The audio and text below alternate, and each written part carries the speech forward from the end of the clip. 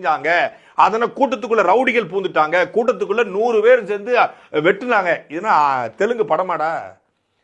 கூட்டத்துல வந்து கட்டை தூக்கி அடிக்கிறது, கூட்டத்துல வந்து அருவாளை வெட்டுறது, கூட்டத்துல கண்ணீர் புகை குண்ட போடுறது, கூட்டத்துல வந்து பொண்ணை பிடிச்சி கையை பிடிச்சி இழுக்கிறது, கூட்டத்துக்குள்ள வந்து ஒரு 2 பேரை வந்து ஒளிக ஒளிகன்னு கத்துனோடனே அவனை கலவரத்தை ஏற்படுத்தி ஒரு 2 பேரை அடிச்ச உடனே கலவரமா மாறுது. இது என்ன முதல்வன் படமா?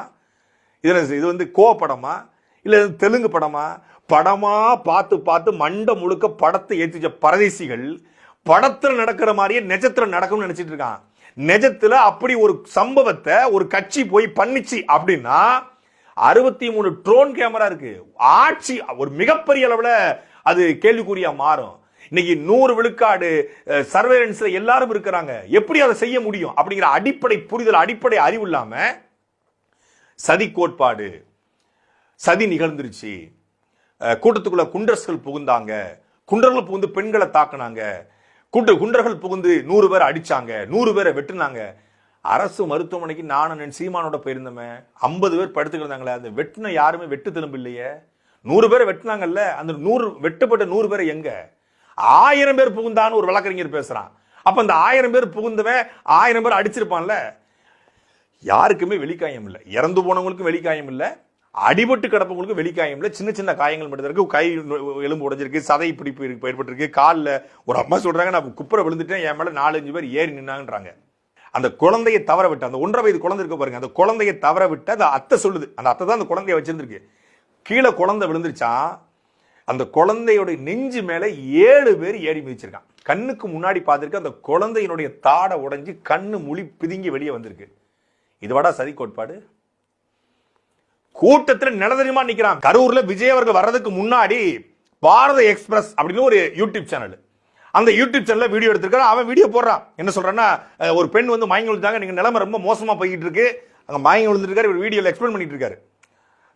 அது அவரோட தவறு கிடையாது, அவர் மேல நின்று எடுக்கிறாரு அந்த வீடியோவை. அது அழகா தெரியுது, நல்லா தெரியுது. விஜய் வரதுக்கு முன்னாடியே கூட்டம் அலமோதி மயங்கி விழுந்துட்டாங்க. ஆம்புலன்ஸ் வசதி இல்லை, குடிநீர் வசதி இல்லை. பெண் ஒருவர் மயங்கி விழுந்து மிகவும் மோசமான நிலைமையில் வருகிறார். குழந்தைகள் எல்லாம் மூச்சு விட முடியாமல் தடுமாறி வருகிறார்கள். அனைவரும் மயங்கி விழும் நிலைமையை பார்த்து வருகிறோம்.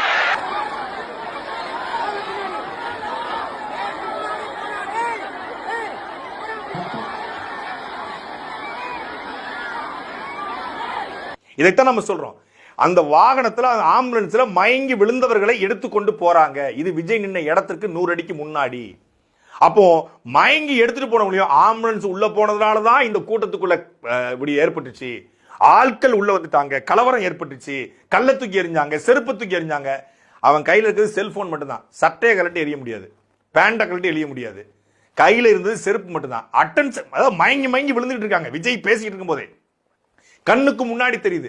சரி, அப்படி அந்த கூட்டத்துக்குள்ள 1000 பேர் புகுந்து 100 பேரை வெட்டுனாங்க, பெண்களை அடிச்சாங்க, அங்க அடிச்சு கொண்டாங்க, என்னென்ன பேசுறானுங்க. அதாவது விஜய் என்ற ஒரு தனிநபரை காப்பாற்றுவதற்காக இவர்கள் செய்கிற இந்த சதி கோட்பாடு இருக்கிற, விஜய் மட்டும் இல்ல, விஜய் இவங்க கூட இருக்கிற நபர்களை காப்பாற்றுவதற்காக ஒரு சதி கோட்பாட்டை உருவாக்கி சதி நிகழ்ந்துருச்சு. ஆட்கள் உள்ள புகுந்தாங்க, கல்ல வீசினாங்க, செருப்பை வீசினாங்க, லைட் ஆஃப் பண்ணாங்க, எம்டி ஆம்புலன்ஸ் வச்சு எல்லாரும் ஒரே மாதிரி பேசுறான்.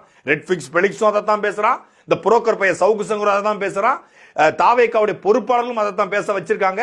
தாவேக்கா பொறுப்பாளர் ஒன்றும் பேசல, தாவேக்காவோட ஆதரவாளர்கள் இந்த இன்ஸ்டாகிராம் இன்ஃபுளுன்ஸ் இவனை பேச விட்டு தேரை இழுத்து தெருவில் விட்டுருக்கான் ஒருத்தன். அவன் யாருன்னா, தாவேக்காவும் அவனுக்கு நேரடி எந்த சம்பந்தமும் கிடையாது, விஜயனுடைய ரசிகனும் அவன் கிடையாது. திமுகவில் பணத்துக்காக வேலை பார்க்கறான், வாய்ஸ் ஆஃப் காமன் ஒரு நிறுவனத்தை உருவாக்குறான். திமுக எம்பி சீட்டு கேட்ட உடனே திமுக தர மறுக்குது, அங்கிருந்து வெளியே வரான். அங்கிருந்து புகுந்து விசிகால புகுறான், விசிகால எம்பி சீட்டு கேட்கறான், திருப்பி தரலன்னு அங்க ஏதாவது வேலையை காட்டலாம்னு வேலையை காட்டி துணை முதலமைச்சர் ஆகணும் இவரை விசிகா தலைவர் அவரை சொல்லி அவர் ஜஸ்ட் இதுல எஸ்கேப் ஆயிடுறாப்ல.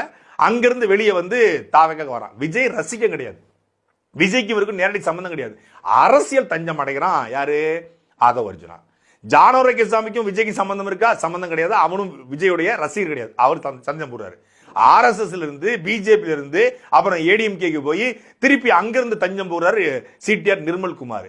வேலை பார்த்துக்கிட்டு இருக்கவர் திடீர்னு தனக்கு ஒரு அரசியல் ஆசை வந்தோடனே அங்கிருந்து ரிசைன் பண்ணி வர்றாரு அருண்ராஜ். இவர் எல்லாம் தான் இந்த கூட்டத்தை ஒருங்கிணைக்கக்கூடிய குழுல இருக்காங்க. இதுல புசி ஆனந்த் மட்டும்தான் விஜய் கூட ஆரம்பத்துல இருந்து கிடக்கக்கூடிய ஆளு. மத்த யாரும் விஜயுடைய நேரடியான விஜயினுடைய ரசிகர்கள் கிடையாது. இந்த அரசியல் ஆசையில விஜய் கூட சேர்ந்தவங்க இவங்க தான் இப்ப விஜயை இயக்கக்கூடிய இடத்துல ஜான் அண்ட் ஆதவ் அர்ஜுனா. இந்த ஆதவ் அர்ஜுனா சிபி என்கொயரி கேட்டு மதுரை